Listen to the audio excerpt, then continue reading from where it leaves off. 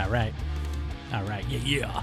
What's going on, everybody? It's Rich. I'm here with another episode of Behind the Counter.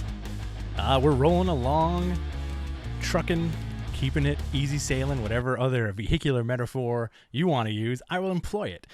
We don't have a guest this week, so I decided to do something a little different, and I'm trying it out, and I hope you guys dig it. First of all, myself, like many of you guys get your comics once a week, your weekly books. Every Wednesday books come out, now Tuesdays for the DC stuff. So sometimes maybe you guys end up going Tuesdays and Wednesdays. It's a lot of hassle, but I pick up my books from Best Comics in New York. I've been getting my books from them for over 20 years, and they've always taken care of me. And this week is a good example of a giant stack of books that I probably wouldn't get unless they gave me such a delicious discount over there. Great guys. If you want to go check them out, Best Comics International, bestcomics.com. They're in New York. They ship out throughout the world. Great prices on figures, statues, comics, and more. And they generally have tons of variants too, which I know is something that you guys dig. So let's get into it. This week is going to be the first time I do Stack Attack. All right. So first up, these are also books. I'm going to preface this again. This is the second preface. These are also books that I haven't gotten around to yet that came out this week. Why? Because listen, I'm an adult. Sometimes adults get busy and you can't read the comics that you buy because you got other stuff to take care of. That being said, let's do it, guys. Stack Attack. All right. The first book up, Superman number 29. This is the first Superman book coming out since the end of Future State. I'm very much looking forward to it. It's a new creative team. Bendis is moving on to other books, but his effects are definitely going to be felt in the DC universe for a while, which is cool. I really like Bendis on whatever he's doing for DC. I feel like the guy's got so much in his tank by switching over from Marvel that, we're in for some really cool stuff. His Legion was great. His Superman I really loved. I can't recommend his Superman enough to anybody. Rorschach from Tom King. Another cool book. Really dug the series so far.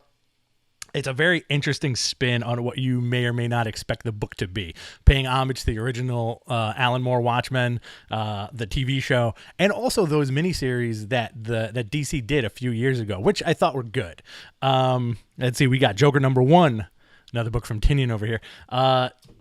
Can't wait to see what's going on. James Tinian's Batman universe is pretty damn fantastic. I mentioned this on the show a few times, and I mention it to anybody who will listen, that his Batman and Gotham are very spooky, as they should be. Last issue, I believe, of Green Lantern Season 2 by Grant Morrison. What a crazy-ass book. I do love that Grant Morrison tackled Green Lantern. It has been a fun ride, and I'm excited to see where he goes next, if he does any more Green Lantern stuff. I think he will. I hope so. Batman Urban Legends number 1, anthology series. Listen, Grifter's in it. Got to pick it up, right? Deadpool number 1. I think this is like a flirty 30 comic. Is 30 years of Deadpool. Whoa, drop that right there. Good thing these are bagged and boarded. I've always been a Deadpool fan. I feel like I was a kid in the 90s where, that 90s nostalgia is coming back, and I feel like it's ever present. Comics in the 90s were a lot of fun and like really crazy. Visually, everybody had pockets, big guns, maybe jackets, cybernetic arms, cybernetic eyes, cybernetic fingers, diddling you guys like crazy.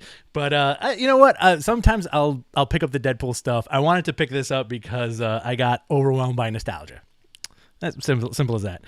X Factor number 8, continuing the story. I generally pick up all of the X books because after Hickman took over the writing for it and reestablishing the universe, I've really fallen in love with all the different books that have come out. Cable has been a standout. X-Men has been a standout. X-Force, Marauders, Excalibur, X Factor, all very excellent creative teams telling really cool X stories. Proctor Valley Road number 1, another Grant Morrison book. I actually did get a chance to read this. I usually read anything Grant Morrison when it comes out, so I made the time to read this. Really cool, fun, spooky story. So far, all ages story. I think I know a lot of you guys that watch have kids and such, so I think maybe teen plus could read this. Really good horror story from Boom. Really excited to see where it goes. Black Hammer Visions, number 2. Always excited for a Jeff Lemire property, and that's an anthology series in the Black Hammer universe. If you guys haven't read Black Hammer, I suggest you guys go out and pick it up. It is an awesome book. Also, pick up anything that Jeff Lemire writes. I say this a lot on the show. Can't recommend it enough. I can't recommend Jeff Lemire's stuff enough. From his mainstream work to his indie work, it's pretty rocking across the board. Uh-oh, they're after me. I don't know if you guys could hear that siren. His stuff is pretty rocking across the board. I really suggest Black Hammer, Ascender, Gideon Falls, Sweet Tooth. His Moon Knight run was phenomenal. I want to see the dude do like a long Superman series, but let's see what's in the cards. Norse Mythology, number 6 from Neil Gaiman and P. Craig Russell. Pretty cool. It's the comic based on the book he wrote about Norse mythology, where Neil Gaiman took a lot of different resources like the Poetic Edda and a lot of Norse, scripture, and he put them together in his own Neil Gaiman fashion, which is great. I've read the book twice already, and it's so much fun. It really dives deep into the heart of the Norse mythology in a refreshing way, and the way you kind of want to see it play out. It's not homeworky at all. Let's see, Birthright, number 47. Another fantastic series from Joshua Williamson. I've been with this book since issue number 1, and I feel like the story has been very pleasurably going up and down over the last few years, which I really like. There's peaks and valleys. There's a lot of heartache and drama and action. It's a really, really, really cool story. I'm excited to see where it's going to go because we've been with those characters for so long. And I feel like it's also a book that nobody really talks about. Very, in my opinion, kind of under the current of what a lot of people pick up. Deep Beyond, number 2, also came out this week. Cool book. I really like the first issue, and I usually pick up Image number 1s when they come out. Lately, I've been picking up a lot more number 1s from different companies just to see what's out there because there's so much good stuff. And I've mentioned before, it is an embarrassment of riches if you're a comic book fan and for the comic book community because there's so much good stuff out there. Creators are more accessible now, and we're going to have some really cool guests in the following weeks. Some people that I never thought I'd get to talk to, which I'm not going to give the house away by saying anything. But somebody that I've respected for quite some time will be on the show next week. Let's see, Homesick Pilots, number 4. Really cool series. Really dig it. Carmen, number 1, from Gilliam March. I am super excited to read this book. It looks gorgeous. Again, it's the great unknown because it's a number 1. You don't know what you're getting into. Let's see, Spider-Man, number 61. The debut of a new costume, a new job, a new era, a new Spider era begins here. I'm with it. I'm a sucker for Spider-Man stuff. I love Spidey. I will always... Amazing Spider-Man is one of those books that I will pick up no matter who's writing it. And I don't know if that's a good thing or a bad thing. It's a good thing. You know what? I do know if it's a good thing or a bad thing. It's a great thing because I love Spider-Man. I've been collecting Amazing Spider-Man since I was a kid. I have a pretty deep run of it at this point, and I'm actually after I'm done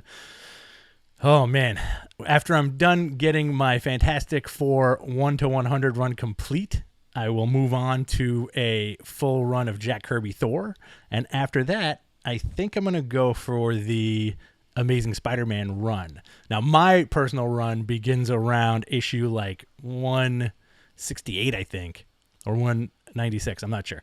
But I have everything since then, and why not? It's Spider-Man. So this issue, we're getting a new costume. Listen, let's see. Let's see where this goes with the new costume. I'm not a huge fan of it, but again, I'm not going to complain because, listen, it's Spider-Man, it's fiction. You're yelling into the wind on a different planet if you're going to argue about fiction and comic book characters that in a way that makes you so mad that you can't function. Children of the Atom #1. Also, I was going to pass on this book, but it seems really cool. I really like the creative team, Vita Ayala, Bernard Chang, and Marcelo Maiolo. And if it's fitting into that Hickman universe, man, I'm all on board. Daredevil #28. Geez, a lot of comics this week. Zdarsky and Chichetto's run has been nothing short of stellar. Daredevil for the last who knows how many years has been pretty fantastic. There was a dip before the Mark Waid run, I believe, which I wasn't really too much of a fan of, but I digress. A lot of people like that run though. Going from Bendis, after Bendis, I believe it was Ed Brubaker. Correct me if I'm wrong. I think it was Ed Brubaker. Those were awesome. And then you got Mark Waid's kind of like Happy Daredevil run, which was with Samney, super awesome. And Zdarsky's run up to issue 28 right now. I love Chip Zdarsky stuff.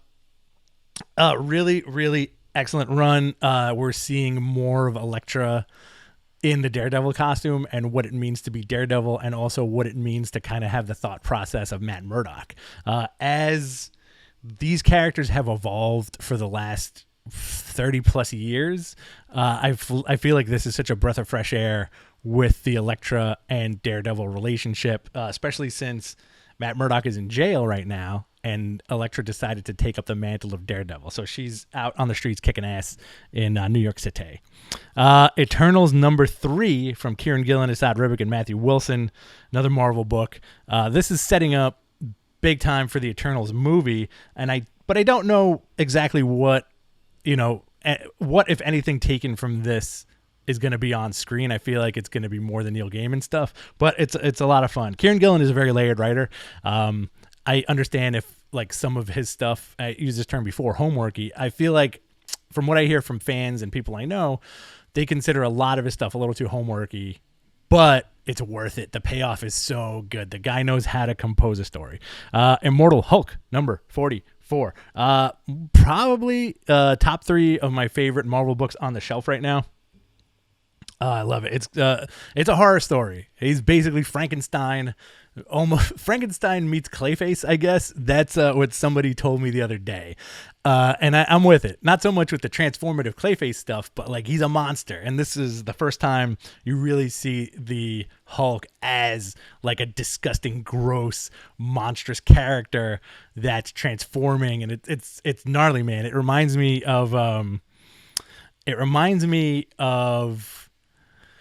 oh boy, I'm drawing a blank. Reanimator. It reminds me of those series of movies where it's just gross visuals, like 80s gnarliness. Nottingham #1 from Mad Cave. Picked this up on a whim. I like the cover. Flip through it. Look cool. Let's see what that's all about. Wolverine, Black, White, and Blood. #4 is a Wolverine anthology series in the vein of Batman Black and White. Really cool. Scouts Honor #3. I'm stuck with this book. I like it. I shouldn't say stuck with it, but I stuck with it. Good book. We're going to have David on the show very soon. Maniac of New York #2. Very excited about this, actually. Super Strong #1. Space Bastards #3, continuing on. Very cool. I feel like not so much a low print run, but guys, like if you guys order comics like me, I use previews. I use the DC order sheet, so I know what's coming out ahead of time, and I usually put my order in with the store, Best Comics, like I mentioned before. They take care of me. So the only thing I got to do is remember what I ordered, because sometimes I'm like, oh, I got to order this thing, or I got to pick up this book this week, and boom, it's in my bag because I ordered it. I suggest that if you don't want to scramble for your books on a Wednesday, as I know a lot of people end up going to their favorite store and then they'll end up going to like 3 more stores if something's sold out. I suggest you definitely fill out that previews order form or whatever your store has, and that DC order form, just to get your books. Previews has descriptions for everything in there. But, who am I talking to? I'm preaching to the choir, right? If you're watching this, chances are you like comics as much as I do. Or I like them as much as you do. Nonstop Spider-Man #1 from Joe Kelly. Very excited about this book. I feel like this book has been coming out for the last 2 years. But listen, it's a pandemic world. We'll take what we can get. Spectre Inspectors #2. Fun first issue. Had to pick up number 2. Great all ages book from Boom again, and I think their all ages imprint is Boom Box. It's kind of neat. Maria Lovett's Luna number 2. Super strong first issue. Really, really enjoyed it. I talked about it on a few episodes ago. Very enjoyable read. Again, can't wait to see where it goes, man. I'm a fan of comics. And last but not least, Wonder Woman number 770. Becky Cloonan taking over the writing reins. I love this cover so much. It's Wonder Woman fighting a bunch of Vikings, and the cover text says, "Vexed by the Vikings of Valhalla."